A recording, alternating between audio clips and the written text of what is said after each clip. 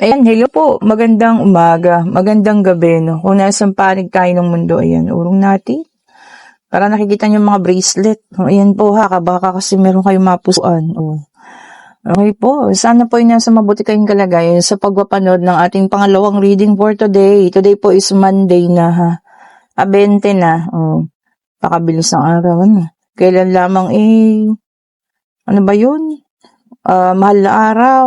O, ngayon po, matatapos na naman ang ating Abril, no, 'di ba? Talagang kahit hindi hilahin ang araw ay kusang lumulubog, sabi nga nila. Ayan, kaninong reading itong ating makukuha ngayong gabing ito? We have here the Queen of Pentacles. Meron din tayo ritong the Devil. Ayan. Take only what resonates po ha. Uulitin ko, kung hindi ka makaresonate, skip the video po, ano. Ayan, pa natin.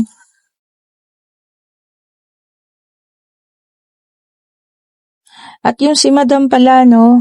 Madam, di po ba na i-refund ko na yung pinapa-refund niyo sa akin dahil kayo yung nagkamali ng oras? Bakit ho chat pa kayo ng chat sa akin, ma'am? Di ko na nga kayo pinapansin, o diba? Naisoli ko naman po yung pera ninyo. Wala nga po akong kasalanan doon kasi kayo yung nag-set ng time. Tapos hindi kayo po pwede ng oras na yun dahil sabi niyo nga may trabaho kayo. Okay po, wala naman na tayong pinag-usapan, ano. Pero sinabi ko nga, for awareness, ipopost ko yan, yung conversation natin dahil wala po akong kasalanan sa inyo, ha. Okay po. Tapos na po yun. Naisend ko na rin yung refund ninyo mismong araw na yun. Bakit po chat pa kayo ng chat? Okay na po tayo, ha? Okay na po. Ayan. So, meron tayo ritong Queen of Pentacles, meron tayong the Devil, meron tayong Four of Cups, at meron tayo ritong Six of Wands. Ayan. May mga kung ano-ano pa siyang sinasabi sa akin sa chat, hindi ko naman niya siya pinapansin, ano. Kasi yung mga ganun tao, hindi na dating dapat pansinin pa, di ba po? Ay, ako pa yung pinapakasalanan niya. Ewan ko sa kanya, ha? And we have here the Seven of Swords at meron tayong the Moon. And meron tayo ritong Eight of Swords. Ayan, ha? Isa na lang. Ayan, meron din tayo ritong Five of Swords. Ayan. Basta wala na po akong responsibilidad sa inyo, madam, ha? Naisoli ko na po ang bayad ninyo. Nag-refund po ako sa inyo, ha? Yung mismong araw din na yun, na kasi kayo nga yung walang oras. Diba? Hindi ako yung walang oras po, ha? Kayo po. Eto na, kung kaninong reading ito, ha? Take only what resonates. Sabi ko nga, kung para sa'yo talaga. Kung hindi naman, di pass the video po. Okay, so may nakikita tayong taong ang tawag dito, nagsisisi, no? Ayan, nakagawa sa'yo ng kasalanan to, itong taong ito. Maaring pangloloko, no? Kung ano man yung ginawa niyang pangloloko, pwedeng third party situation man yan, or kung ano man po, ha. Basta nakagawa siya ng hindi maganda sa'yo. Ayan, nandito siya ngayon sa punto na hindi siya makakilos sa mga nangyayari sa buhay niya, no. May mga pangyayari na parang nandito lang siya, hindi siya gumagalaw. Although may nakikita tayong pagsisisi doon, ano. May illusion card, meron din tayong the Devil. Ibig sabihin po nito, ini-illusion ka ng taong ito, no? At talagang gusto ka pa rin niyang makausap. Sa memories na lang, yung magagandang memories ninyo, yun na lang po yung pinangahawakan niya sa ngayon, ha? Hindi ko anong sitwasyon niya, bakit parang hindi siya makaalis, hindi siya makagalaw, hindi siya makapunta sa'yo, or talagang medyo malaki ang kasalanan niya nagawa. Baka may involvement pa nga ritong pera, because may nakita ko rito hawak ang pera, no. Baka may kinuha siya sa'yo, walang sabi-sabi, no. Medyo malaki yata ang problema sa kaperahan. Ayun po, ha. Anyway, nabawi mo naman na yun, kung ano man yung nawala sa'yo before, na naging cause nito. Hindi lang naman itong taong ito ay ex ninyo, pwede rin kamag-anak, kaibigan, na kayo po ay naloko. O kung sino man, ha, And dito no, yung panahon na yun na nawalan ka or kung ano man yung ginawa sa'yo na hindi maganda, nagkaroon ng pakiramdam na pagkatalo pero napalitan naman na. Ayan no. Success and victory card is already here. So ibig sabihin mas naging okay ka na ngayon, natuto, nagbago, no? Kahit papaano naging mas maayos po. O, 'di ba? Dahil sa naging experience mo sa kanya, ha? Sabi ko nga, pwedeng ang taong ito kaibigan ninyo, pwedeng kamag-anak ninyo, pwedeng ex-partner ninyo na niloko nga kayo, pwedeng sa pag-ibig, pwedeng sa kaperahan, or pwedeng parehas sa pag-ibig at kaperahan. O, ang pangit naman nun. Grabe, no? O, ayan po. O, kung kayo man ito, ha, na minamanifest kayo ng taong ito, ay, ewan ko lang kung kaya niyo pantanggapin, especially kung parehas, no? Pag-ibig tsaka financial yung kinuha at sinira sa inyo. Oh. Wala na, hanggang doon na lang siya, panaginip, no?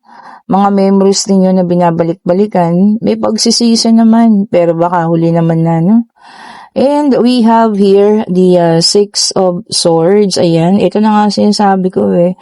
Sabi niya rito, no, you were going to overcome the hardship. At alam mo yun, talagang gusto mo ng tahimik na buhay. Kasi pakiramdam mo, pag siya yung kasama mo, walang katahimikan, walang peace of mind. O, di ba po, no? Ayan. And we also have here the Two of Pentacles. Ayan.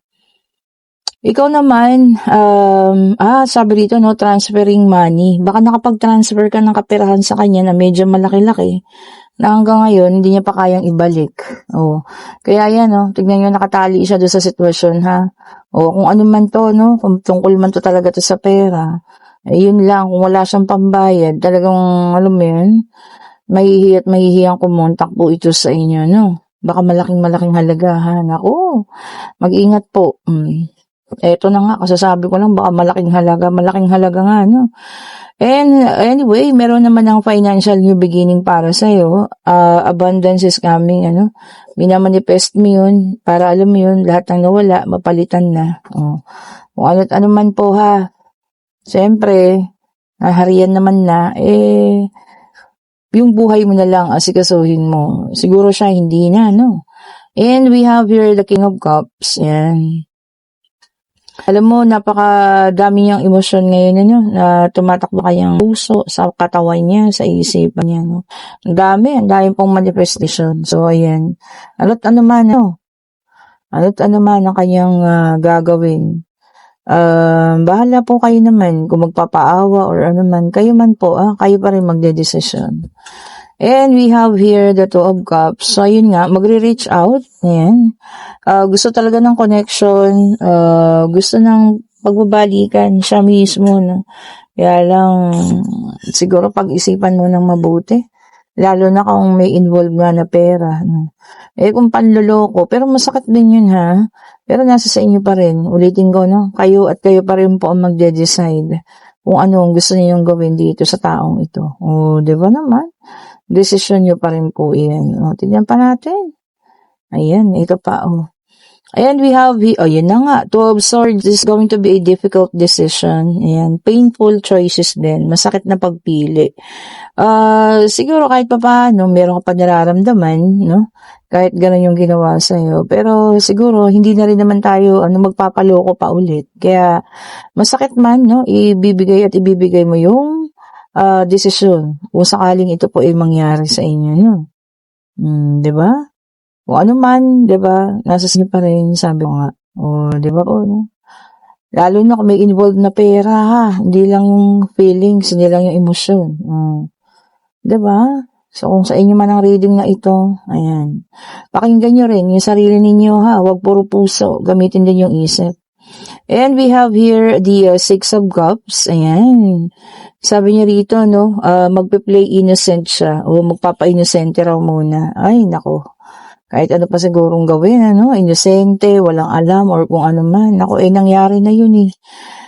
And meron tayo rito, Three of Cups. Ayan ha. Talagang magkakaroon ng reaching out or pagbabalikan. Or hindi man pagbabalikan, pag-uusap.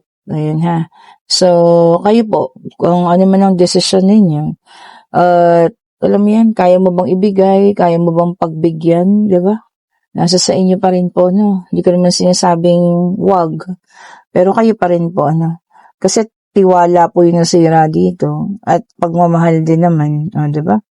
So, kayo pa rin po, ha? Nasa sa inyo pa rin ang desisyones.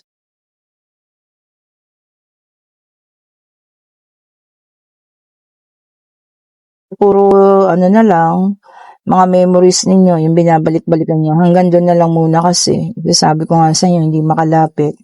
Maaring napakasakit na bagay ang ginawa sa inyo, ha? Anyway, ito na ang ating pangatlong deck of cards. Ayan, kinuha ko na siya. So, tignan natin, ano. Ito pwedeng sa'yo, pwedeng sa kanya, pwedeng kung kanino man. And we have here the Hermit, Earth sign, ano. Taurus, Virgo, and Capricorn. Ayan. Ito, ano, yung iba naman sa inyo, nagiging independent. Tama naman. Oh, pinapatunayan sa sarili, no? Or kung kanino man na kayang mabuhay mag-isa. Kung kaya naman talaga, bakit hindi? Oh, di ba po?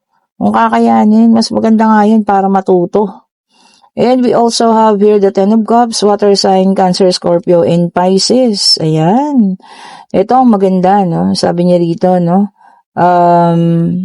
Family contentment. Yung pamilya, kontento lang. O kung anong meron. Yan ang maganda. Hindi na naghahangad ng kung ano man, kundi masaya kahit na hindi gaanong maraming pera, no? Kumbaga, saktuhan lang. Maganda po yung gano'n na yung pamilya ay kontento sa kung anong meron tayo. Di ba? Mas okay yun. Kaysa yung maghangad ka pa ng kung ano-ano, no? And we also have here the Hangman, water sign ulit. Ayan. Sabi niya rito, no, pause. Huminto pa naman dali. Ayan. Kung hindi na bibigatan na tayo, hindi na talaga kaya, huminto po tayo sandali, ha. Wala pong masama dun. Wala pong masama. Okay po? Hindi po masamang magpahinga, hindi po masamang huminto at mag-isip. Okay? So, ayan, tignan pa natin po, ha. Tignan pa natin. At uulitin ko sa lahat po ng gusto ng trading by Friday, mag-chat na kayo, ha, para makakuha kayo sa akin ng schedule po.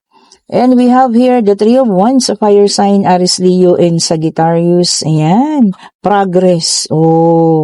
Kung ano man tong pinaproject mo ngayon, so ibig sabihin daw po may progress o paglago or kung ano man, ha, may pagbabago, ganyan. Anyway, kung ano man po itong progress na to, sana mas papunta sa kagandahan, yung maganda talaga, maayos, di ba? Magiging mas mabuti. Sabi nga ay progress, no? Paglago. Napakadami naman. Akalaan nyo naman yun. Dahil ating ulitin, ha? At sila'y madami. Opo. Ayun. Ito. Meron tayo dito, Knight of Cups na naka-reverse, water sign ulit. So, may ano bang meron tayo rin, ha? Earth, water, and fire. Nako, yung iba sa inyo mag-iinit ang ulo. Ayan. Nako, bakit kaya? Mag-iinit daw ang ulo ninyo, no? Moodiness. Baka meron kayong makikitang di magandang pagkaayos ng gawa or kung ano man, palpak, ikakainit ng ulo ninyo. Relax lang, ha. Mainit ang panahon. Baka kayo, mas stroke, diba? Then we have here the Ace of Cups, water sign ulit ito. Ayan. A new baby. A new baby is coming, ha. Baka may magbubuntis or meron ng buntis dyan. Baka si si Miss A. Diba? Yung sikat na vlogger. Baka siya na. Feeling ko rin, she's pregnant na, no? Yan. Pakiramdam ko lang. Napupulso-pulsohan ko lang. Kasi, unang-una, hindi na ganun ka-active yung, yung dati parang yung posting niya, pero ngayon parang mostly nakapahinga siya, no? So, hopefully, pray natin siya, no, para magkaanak na siya. Ayan, yung sikat na yun, okay? Hindi ko pwedeng sabihin yung name, diba? And yun, so sana nga, feeling ko she's pregnant already. I also have here the Page of Cups, water sign, Scorpio, and Pisces. Ayan, ito, may posibilidad daw, kung ano man itong naiisip, no, merong klaro, may posibilidad na ito po ay maganap or talaga magkatotoo, kung ano man ito, no, kasi minamanifest mo yan, so may possibility. And meron tayo rito, the Hierophant Earth sign na naka-reverse. Ayan. Freedom. O, kawalayaan. Baka alam mo yun, lalaya ka na sa isang sitwasyon na hindi mo naman talaga ginusto. O, diba? Napilitan ka lang. O, yan na. Paglaya. Ang ganda nun, ha. Maraming kahulugan ng paglaya po, ha. Paglaya sa utang, paglaya sa mga trabahong may hirap, paglaya sa kahirapan. O, diba? Ang dami. Napaka-broad o malawak po. Ayan, pwede na kayo magtanong ng inyong katanungan, ha. Pag-ibig, pangyayari, financial. Kung ano man ang gusto ninyong malaman, kayo po yung magtanong na. Divine Universe, bigay mo pong kasagutan sa kanilang katanungan. Ito na, bumaliktad na yun eh. And yes po ang sagot at talagang meron taong sobra-sobra ang pagsisisi, panghihinayang. Oh, ayan. At kung connected man ito sa ating situational reading, no? Wala na tayong, siguro sa ngayon, wala ka munang dapat gawin. Dahil, alam mo yun, ang nangyayari lang naman, nagkakaroon siya ng realization, pagsisisi, no? At kung lalapit man at hihingi ng tawad, nasa sa inyo pa rin po, ha. Pero ulitin ko, lalo kung may involved na kaperahan at medyo malaki-laki, pag-isipan pong mabuti.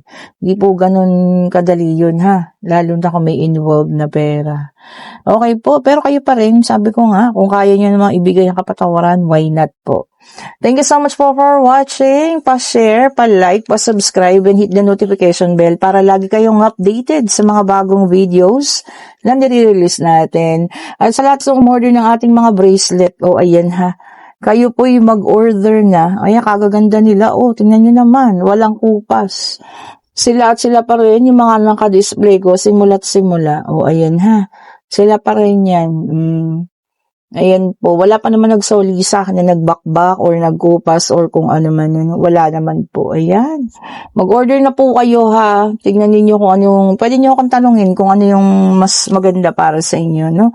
Yung gusto niyo i-concentrate, love life, financial, protection, o kung ano man po ha. At sa ating mga pabango, natutuwa ako, ang daming order ng pabango ha. Okay po. And, ano pa ba? Ingat po kayong lahat ha. Sa mga papasok, pauwi, ayan, mag-ingat kayo. At salamat pong muli sa inyong panonood. Bye-bye po sa inyo.